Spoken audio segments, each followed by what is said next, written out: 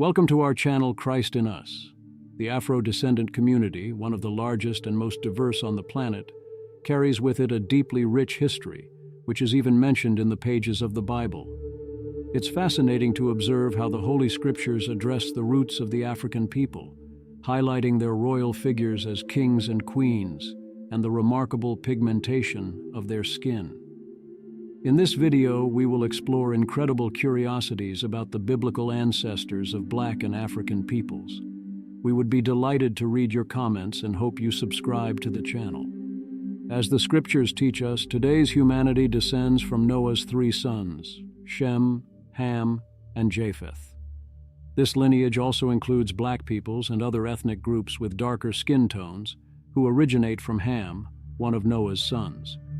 Ham is the brother of Shem and Japheth, who, in turn, are ancestors of the Semitic peoples, Arabs, Jews, Syrians, among others, and the populations of Europe and Asia, respectively.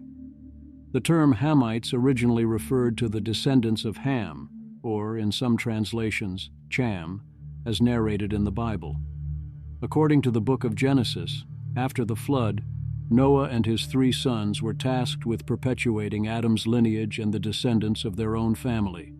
With just 8 people, Noah, his wife, their 3 sons, and their wives, humanity had to rebuild itself. Ham, son of Noah, is recognized in the Holy Scriptures as the patriarch of African and Black peoples, with his name frequently linked to the African continent. Interestingly, even the Book of Psalms mentions Ham as the progenitor of the ancient Egyptians. Since ancient times, rabbinic traditions and other ancient narratives consistently identify Ham as the direct ancestor of African peoples. Intriguingly, interpretations regarding the descendants of Ham often associate them with nations and regions in Africa. The name Ham in Hebrew, Aramaic, and other ancient languages means burnt or dark, a clear reference to the skin tone of his descendants. Chapter 10 of the book of Genesis, specifically verses 6 to 14, provides details about the lineage of Ham, also known as the Hamitic peoples. This biblical passage lists the descendants of Ham, including Cush, who is considered the father of various African nations, and Mizraim, progenitor of the ancient Egyptians. Interestingly, Arabs, Jews, Syrians, and other peoples refer to Egypt as Mizraim, in reference to its founder.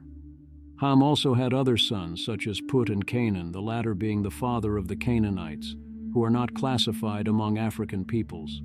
It's crucial to understand that Canaan represents a distinct region and group of people. The sons of Cush include Havilah, Sabta, Ramah, Sabteka, and Nimrod, who, at the beginning of his reign, had under his dominion cities like Babel, among others.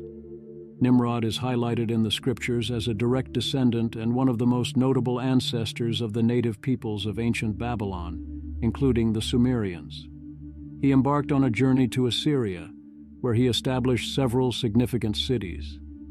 Mizraim, in turn, is recognized as the ancestor of the Ludites, North African groups, among which are included the Anamites, Lehabites, Naphtuhites, Pathrusites, and Kasluhites.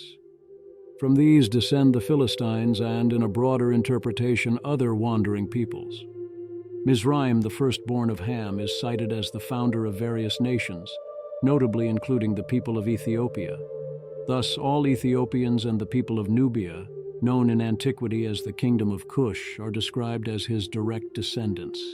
These nations and peoples mentioned emerged from Cush, the firstborn son of Ham.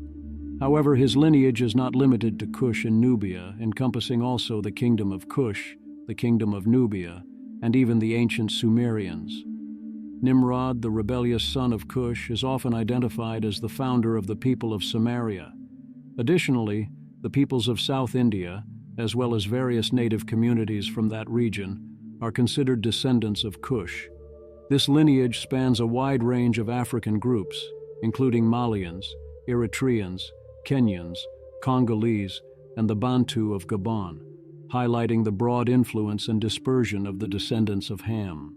The term Cush is often linked to Ethiopia, Sudan, and more broadly, to Africa in biblical narratives, where his name is synonymous with Ethiopia or Black.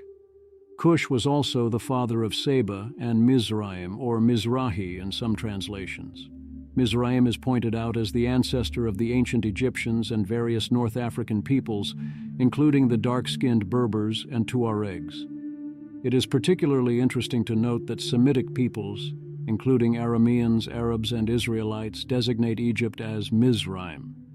This nomenclature is employed in various ancient languages, such as Arabic, Aramaic, and Hebrew. In the Book of Psalms, specifically in chapter 78, verse 51, it is mentioned that He, God, struck down all the firstborn in Egypt, the first fruits of strength in the tents of Ham. Besides Mizraim, Ham also had a son named Put, or Phut in some translations. An interesting detail is that the name Put or Phut derives from the word meaning bow, suggesting a reference to tribal hunter peoples of Africa.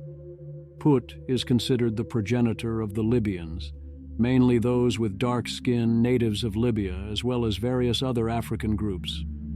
Regarding the famous curse of Ham on Canaan, many interpretations throughout antiquity have distorted the original meaning of this passage. In the book of Genesis, chapter 9, the text narrates that, after Noah became intoxicated, his son Ham did not assist him and instead informed his brothers of their father's disgraceful condition, exposing him to ridicule. There are various interpretations of this biblical passage, but the main focus here is not to delve into those analyses. The curse that Noah pronounced was specifically directed at Canaan, one of Ham's descendants, which may seem disproportionate by modern standards. However, at that time, reverence and respect for parents were considered almost sacred. Some scholars suggest that Noah's drunkenness was not a severe moral fault, as he might have discovered wine accidentally.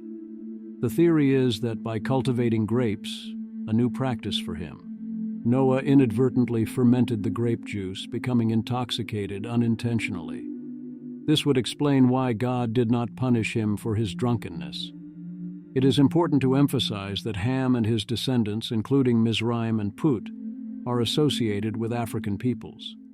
Crucially, Noah's curse fell upon Canaan, the father of the Canaanites who lived in the Middle East, and not upon the African peoples. The interpretation that African peoples were cursed is incorrect and represents a misinterpretation of the biblical text. The curse was specifically directed at Canaan, the ancestor of the Canaanites.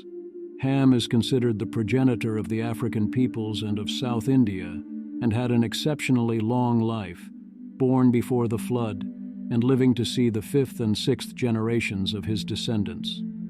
Like Shem, who lived approximately 600 years, Ham is also believed to have reached an advanced age, possibly equal to or greater than his brother.